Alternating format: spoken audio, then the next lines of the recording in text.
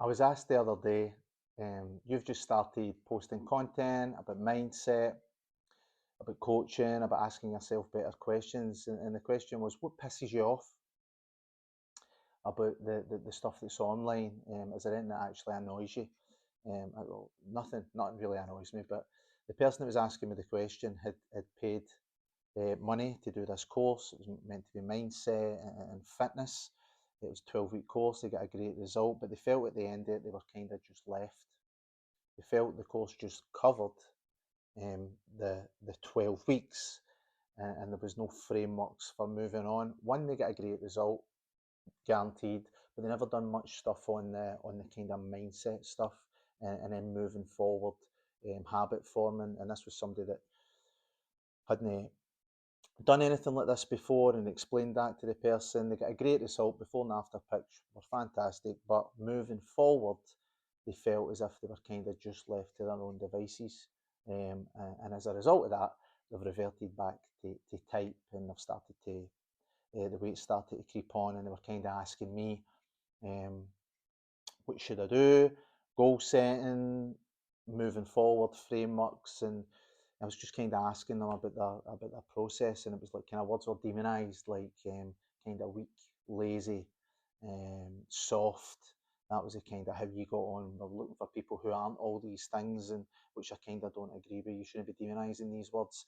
They're all right in the correct context. It's the kind of mindset piece that I feel needs to be done first. Understanding somebody's why they're there, understanding their reasons for doing it, current situation, and kind of future leverage. What's going to happen if you don't get a handle on it? And what do you know about forming habits? What do you know about fitness? What do you know about the mindset? All these questions. And then what can I do for you? What can we do to tailor a plan that's suited to you now and moving forward? They felt that it was the just left after 12 weeks to their own devices. The accountability piece had gone. The phone call every week with these people try to beat you to death if you've not done your whatever, your exercises, your diet, and all the rest of it. And that's what this. It's kind of high energy reset. These kind of stuff. These people are on the camera. Oh, I need 5 maniacs to join my course.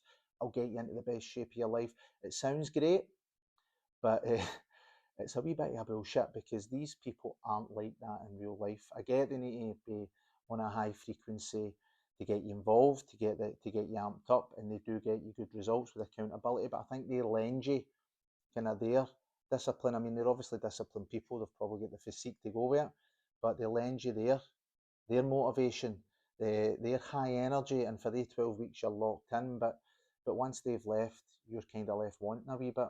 So that was the person was a wee bit pissed off and asking me a few tips around what can I do. So that's exactly what I've done.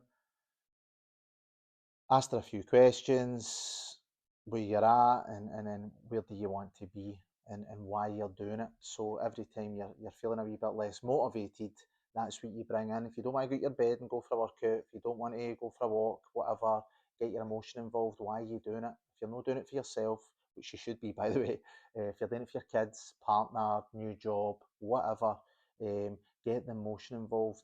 If I don't do this now, how am I going to feel in 2 hours? That's a good one for me when the alarm goes off at 5 in the morning. If I don't get out of my bed right now, how am I going to feel? And generally, it's pissed off, angry, upset, sad. I'm not the person that I think I am working towards the goals. So the other thing also I gave them a wee bit of advice on, it's like maximum and minimum. There's a boy, Matthew Vincent, I follow on Instagram. He explained it really, really well, where it's the kind of floor and ceiling approach. I think he got it for somebody else, so I'm not pinching his trademark. But the floor and ceiling approach, so your ceiling is like your best day.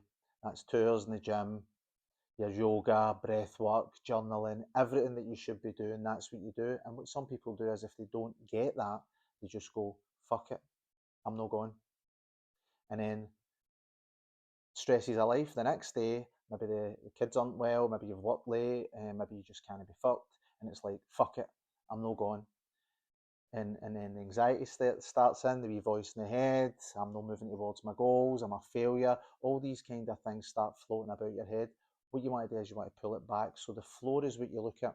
If I can't get my perfect day, if I can't get my ceiling, what can I get? What's acceptable to me? What's the smallest dose that still pushes the needle towards my goals? Maybe 100 push-ups, maybe an hour journaling, maybe 5 minutes journaling, it might be 10 pages of a book, it might be yoga, it might be a walk with your partner, maybe a walk with the dog, whatever it is that's acceptable to you, that kind of shows you, builds confidence and shows that you are a type of person that moves towards your goals. That's the kind of things that you should be looking at. What's the maximum? What's the best day? But more importantly, on the days where you can't be bothered or you're highly stressed, I can still get something done. So that's like the kind of floor and ceiling framework, which is really, really handy and was really, really helpful to that person. So give it a go. I hope it works, and stay tuned for more videos on this.